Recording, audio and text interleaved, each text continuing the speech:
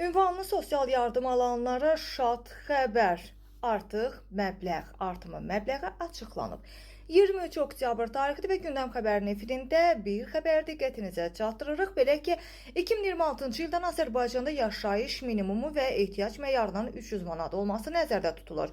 Yeni ehtiyac meyarının müəyyənləşdirilməsi məhz ünvanlı sosial yardımın aylıq məbləğinin artırılması və müraciətlərin genişləndirilməsi baxımından olduqca vacibdir. Bu sözləri deputat Vüqar Bayramov deyib. O bildirib ki, bu kontekstdən ehtiyac meyarının artırılması ünvanlı sosial yardım proqramı çərçivəsində məhz vətəndaşlarımızın aldığı yardım məbləğinin gələn ildən artmasına səbəb olacaq.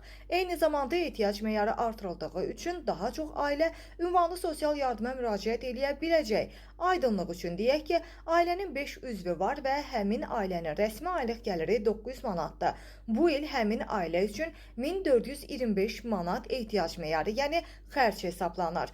Bu zaman ailənin xərci ilə gəliri arasında fərq 525 manatdır. Yəni ailədə 5 nəfərlik ailədə hər nəfər üçün 285 manat nəzərdə tutulub. Və belə olduğu halda həmin ailənin ünvanlı sosial yardıma müraciət hüququ olduğu halda o proqram çərçivəsində ayda 525 manat yardımı ala bilir. Amma bu rəqəm gələn ildən artacaq. Belə ki, həmin ailə üçün ehtiyac meyarı gələn ildən 1500 manata yüksəldiləcək. Yəni 5 nəfər üçün, hər şəxs üçün 300 manat.